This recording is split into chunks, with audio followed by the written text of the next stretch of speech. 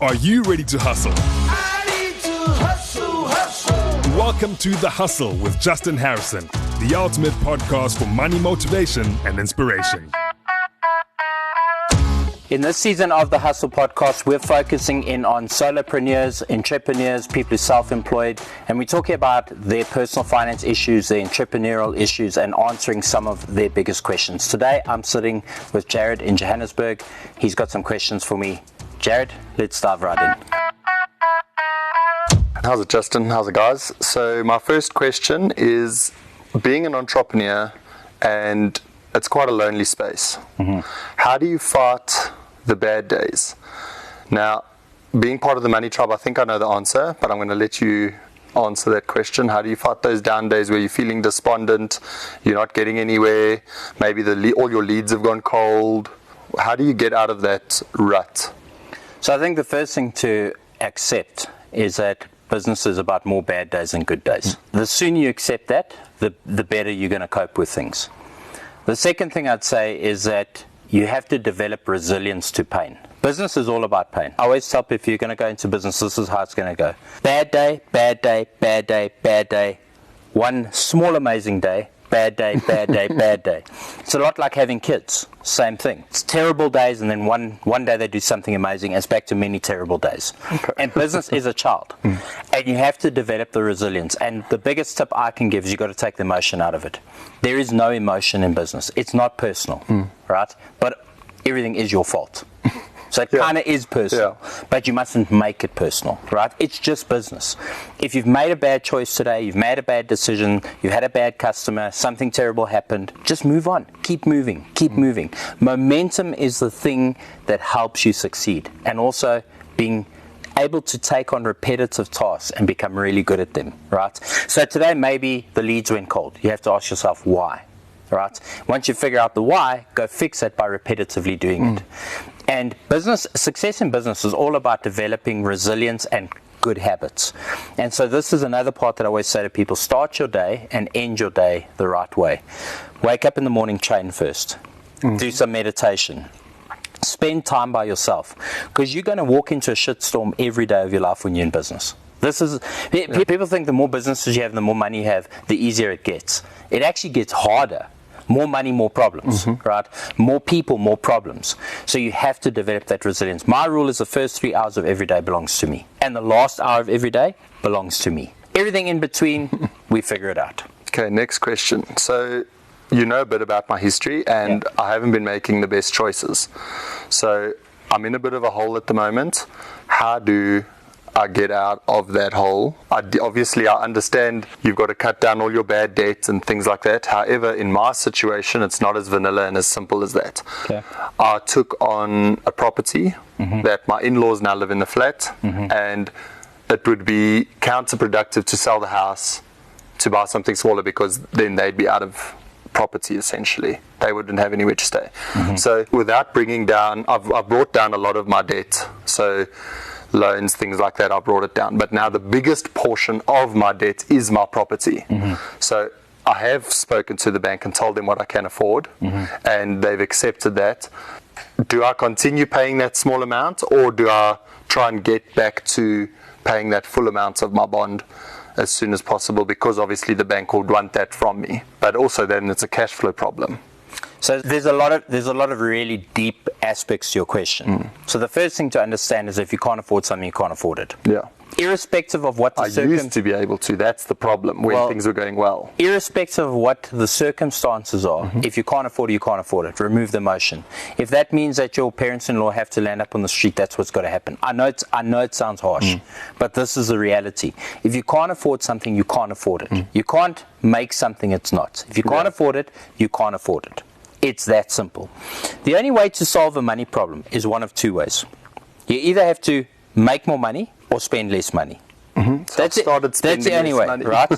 And the easiest way is to spend less money to begin with, right? Because when you spend less money, you solve the immediate problem. But then you also have to focus on earning more money, right? So what do you do on weekends? At the moment, not much, because I don't have money. Well, you should be figuring out how to go earn money on the weekend. Exactly, 100%. Right? Use your time. Yeah. That's dead space. That's 2 days every weekend you could be making money somewhere. Yeah, exactly. You can't say you've got a money problem If I haven't tried if you're not actually getting off your backside to solve the money problem. So I have a lazy problem. You have a lazy problem, right? Yeah. And I liken this to my story. A lot of people know my story. I always say, when I was broke and I didn't have money, brother, I was hungry. I didn't have time to sit and care about my feelings. I didn't have to have time to sit and care about other people's feelings. I had to go get the money. If I had to work 3 or 4 different jobs or 3 or 4 different angles to get money, I was doing it. I was doing several things at once to figure out how to keep a roof over my head. And you know what? You say that if you had to make a different choice, it would affect your parents-in-law, it's a big problem here.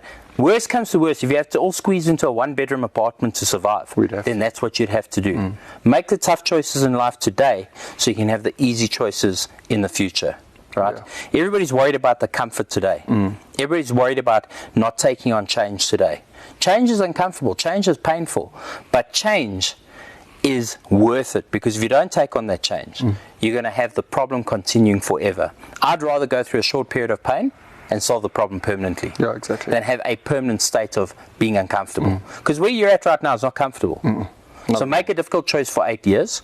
If you have to go live in a 1-bedroom apartment with everybody, then that's what you do. Brother, I slept on the street. No. Intentionally. Because I didn't want to spend my money on stuff that was meaningless. I didn't have money. Yeah. I had $500 to my name. I had to figure out how to make it work. And when I got an apartment eventually, I was in that apartment, I slept on the floor for 2 years. Do you know why? Because I was grateful to have a roof over my head, and running water and a bed wasn't important. In the grand scheme of things, it's the greatest choice I ever made. I was very uncomfortable sleeping on the floor for 2 years. Yeah. But you know what? At the end of that 2 years, when I went and bought my first futon, because it was a couch and a bed, right? Multi-purpose, nice. When I went and got to that point, the money was taken care of. I wasn't worried about paying rent. I wasn't worried about all the superfluous nonsense. And 8 years down the line, when I lived on 10% of what I earned, I'd banked enough never to worry about money again. So the question you have to ask yourself is, how much are you prepared to suffer today to live the life you want to live in the future? And most people are not prepared to take that on board. No, 100%. And let me tell you, as an entrepreneur, you better learn to live with very little, because there's no guarantees being an entrepreneur. You can have great months, you can have great years, and you have really shit years. You got to get comfortable being uncomfortable. Another one of my questions is that I'd like to begin creating content on positivity and all of that. I started writing my book, but I'm a little bit embarrassed on social media because I'm a little bit worried if I say anything wrong, because of how people are so sensitive these days. The last thing I'd want to do is get cancelled or anything like that. So where would you say is the best place to start with an Instagram channel or content creation? I'm the wrong person to ask. Have you seen my content? I love it. That's why I'm asking. Okay. And do you think I'm filtered in any way on my content? No, not. I say it exactly like it is, with a hammer and a nail added to it. You got to get to the point in life where you are comfortable enough in your own skin that you don't give a crap about anybody else's opinion. And social media is not the place to go if you give a crap what people think about you. In fact, this is the number one thing I tell young people. Until you've developed the resilience to not give a shit about what anybody else thinks about you, don't go on social media. Yeah, exactly. Because you're never going to be tall enough, you're never going to be thin enough, you're never going to have the right color hair. If you see the insults that get thrown at me by being on social media, you'd be horrified. Most people would commit suicide over it. Like real negative stuff, because the world is full of people who are full of insecurity, who reflect that outward on other people. So when these people make these comments and come at you, it's them reflecting their own insecurity. And if you go on social media and you're already insecure, it's adding fuel to the fire. So what I'm going to say to you is, first become comfortable with who you are. Don't even open up a social media account and post stuff about your deep inner feelings and what you truly believe and what you really think about until you're truly prepared to stand by the convictions of your words. I say things that are highly controversial, but I believe them. 100%. And I don't care who disagrees with me. I know them to be factually correct.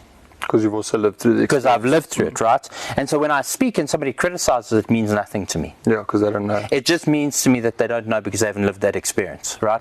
Until you're prepared to step into your own skin like that, don't go on social media with your own views and opinions, right? Do something else. Do a faceless social media account and, I don't know, post something about sunflowers and daisies, right? But if you want to really expose yourself on social media about what you believe, get to a point where you're comfortable in your own skin.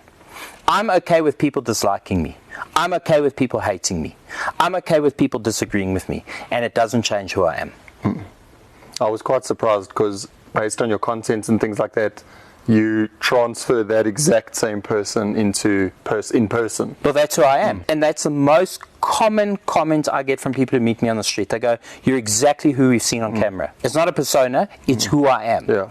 And I believe that the greatest creativity and art comes from people who are prepared to be disliked and disagreed with and not understood. Because we're not doing it for somebody else's opinion. Yeah. And social media right now, it's all about pandering to people's opinions and trying to be the most relatable.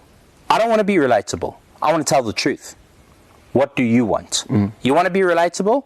Probably put on some stockings, probably put some makeup on, Yeah. and present what everybody else is trying to present at the moment, right? Because that's what's selling at the moment. Yeah. Or figure out who you are and be comfortable with who you are and present that. If you, the person with the stockings and the makeup, be that person and be comfortable. But don't do it for likes and views. Do it because it's who you are. My last question, you talk about your mentors and things like that. How did you choose them? And then how would an average Joe like me be mentored under you? I think that's such a deep question, because I've had the most incredible mentors. I've had people who I truly deeply respect, captains of industry. I didn't have a strong father role model in business or commerce to go after, and so I naturally seek that out in relationships. And I became incredibly wealthy by the age of 21, exceptionally wealthy. But I figured out how to make money. I hadn't figured out what to do with the money. I hadn't figured out the value system of money because I didn't have that template. And so I made a lot of stupid mistakes. I did what any youngster with money would do. I spent it on dumb shit, right? And I realized very quickly that I needed to find role models, and I needed to find people who knew more than me. And I had to humble myself. And bear in mind, going from a 21-year-old who had millions in the bank to going to saying, hey, actually, I know nothing. I need to humble myself and go learn from somebody who's older and who's got the experience, has been beaten up by life a little bit and going to teach me those lessons. I had a very simple template. Don't go and learn from somebody who's telling you they're going to teach you. Go and learn from the people actually doing it. You want to learn about business? Go learn from somebody who's actually running a business. You want to learn about somebody who's really good at money? Go learn from somebody who's a multimillionaire. You want to learn about somebody who's going to teach you good family values? Go find the person who's got a strong, committed family around him. Go seek out people who actually live the thing that you're looking to learn. And I don't believe that there is one mentor for everything. I think you have to find different mentors for different things. And that ultimately will culminate into a stronger overall personality for you. Like, I took some great lessons from Raymond Ackerman as a businessman. I took great lessons from my marketing people like Joe Vitale, who's the author of The Secret. Guys like Derek Khell, who taught me a lot about internet marketing, email marketing today. I learned aspects from them, but I created and formulated my own opinions. I think one of the dangers we have in mentorship today is that people simply seek to emulate other people. Don't seek to emulate anyone. Learn from them, grow, see the world through their eyes, learn from their mistakes, and take the parts that are relevant and valid. And you can get mentorship from your father. You can get mentorship from people close to you. But you've got to decide what it is you want to get from them. And you've got to extract it from them. You've got to physically download that information.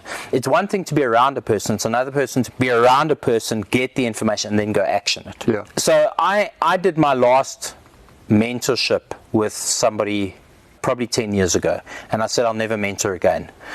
Because it takes out so much to give that to somebody else. It's literally me giving of my time. And when I give of that time, it's a fossil fuel. I can't get it back. It's time away. I take away from my family, take away from my businesses. And so this is part of the reason why I started the Money Tribe. I started the Money Tribe because so many people said, you got such great advice. How do we learn from you? And I thought, well, I'm fundamentally going to be teaching the same thing to everybody. I started the Money Tribe as a way for me to pass on lessons in a mass way through the Money Tribe rather than me sitting one-on-one. Okay. And so what I'd say to you is, if you're looking for my advice, that's the place to go find it, inside the Money Tribe. Everything you're ever going to need to know from me is inside the Money Tribe. If you're seeking more specific mentorship in life, find people who are successful at the thing you want to go after. The oak is trying to sell you a course and trying to sell you mentorship. That's the last oak you go to. No, 100%. You go to the person who actually has done it. Yeah, so like I've been thinking about it quite a bit, and when I look at who my mentor or mentor should be, I try and look at what my strengths and my weaknesses are. 100%. To try and make because I know obviously, like, I know I'm not good at focusing. I struggle big time with that. And even there's a couple of other things I struggle with. So it's to lean on people who are proficient and good at those sort of things to get the tips and tools from them to make myself I just want to better. interrupt you quickly. So I think this is a very important point. You must understand there's a difference with mentorship and circle of competence. There's a lot of things I'm really not good at, and I surround myself with people who are really good at those things. That's my circle of competence. They are strong where I am weak. Mentorship is different. Mentorship is a skill set or something that you want to learn from somebody, or a way of thinking. Don't confuse circle of competence with mentorship. Yeah. You want to change your circle of competence, start with your immediate family. Some of them need to be fired. It's a fact. I tell people all the time, it's okay to outgrow your family. I know people don't want to hear this. You must understand that when you decide to grow and become the absolute best version of yourself, when you decide to eat clean, think clean, live clean, people are not going to agree with you. People are going to think you've lost the plot. If you say, I'm not eating sugar anymore, I'm not eating McDonald's anymore, if you say, I'm not going to dwell in negative commentary and speak and backstabbing and skinnering, people are going to think you're weird. So change your circle, and it's okay to outgrow people. I've told all my business partners this, and anyone I ever mentored, in life, if you want to grow, you are going to outgrow people, and it is okay. Change your circle, change your view, change your world. Right? So change your circle of competence to, if you want to have a perfect body and be in the gym, get around people who gym and train and eat properly. Don't keep hanging around with folks who are watching movies and trying McDonald's all day, because you're going to be in conflict, right? Then if you're wanting to learn specific skill sets, advertising, marketing, finance, business, public speaking, social media, find mentors in those spaces and figure out how to attach yourself to that. But mentorship and circle of competence is not the same thing. Different thing. Okay, cool. And change your circle of competence first, because there's no point in getting mentorship but the pots it's going into and the people around you are negative and don't live up to that value system. Nice. I have one more question. Go for it. So when going through the Money Tribe and things like that, you talk about sticking to what you're passionate about, what you love doing, things like that. So I'm in the process of launching a CBD and medicinal mushroom online store, essentially. Right. Also, I've had to stop doing that because I'm trying to sort out my life first. Because, like you say, I can't build on broken foundation, essentially. So I'm trying to sort that out first. Once I've sorted out my life, and what would be the first step in either launching the store? Would it be an online platform or online marketing, or what would be the first inroads to make when launching an online brand? So you're not in the business of launching a brand. You're in the business of selling product. Branding is a byproduct of people using your product. I can't stand this concept of talking about branding. It's the dumbest notion on the planet. People try and create a brand before they sold a single product. Your strength of your brand is measured directly by how many people use your product. If there are 1,000 potential customers for this specific product, and you've got 800 of those buying from you, your brand strength is literally 80%. That's the way to look at it. Okay. We've got hoodwinked into this thing because corporates are out there spending money on branding that we think brand first, product second. Product first, brand second. So your logo needs to look nice. You need to have clear wording. Your mission statement needs to be clear. The product intent needs to be clear. All of that's part of your brand. The way you service your customers, how you deliver your product, the advice that you give, that's part of your brand. Your personality that you inject into the business, that's part of your brand. But don't go into branding. Go into the business of selling product. So how do you sell product? The answer is pretty simple. I don't know when you start your business, but whenever you do, go wherever that product's most likely to sell the most. If it's on the web, the web. If it's on social, social. Okay, cool. Does that answer your question? Yes. So things are really fundamentally simple. We complicate shit. Yeah, 100%. And people like you are in your head too much. That's the problem. Get out of your head, get onto a piece of paper with a pen. It's tactile, you can feel it, and get your ideas out on paper. And you'll see how silly some of them are, and you'll see how clever some of them are. Yeah, that's also the thing, like you say, right? Journaling is very important. Really it is. Especially because, like, my head is all over the place. I've got thinking about that, thinking about this, thinking about that. Prior to joining the Money Tribe, I had a very shotgun approach to life, and I've slowly reined that in to have a rifled approach, and at the moment, I'm trying to become the indispensable employee at my current job. Yeah. And it's going really, really well. And a lot of the time that I've noticed, if I focus on one thing, rather than be scatterbrained all over the show, I really do well at that one thing. But it's now come to, I need to find the point that, okay, cool, that's operating well. How can I shift attention to the next thing? So and then continue being good at that. A great example of this is, let's say you are the fly-off in rugby and you've got to learn how to kick at the post. I promise you, if you focus on just kicking that ball at the post 8 hours a day, you will eventually become good at it. And a lot like sport, we go where we look. And if you're looking everywhere, that's where you're going to go. Exactly. So liken this to sport. The ball goes where you look. If you found value from this episode of the Hustle Podcast, please hit that follow button or subscribe button, depending on the platform that you're on. And if you are finding value from the content and you're enjoying this content, please leave me a review on your favorite podcasting platform. It really does help us get the podcast out there and helps people discover this amazing content. And remember, hustle makes muscle.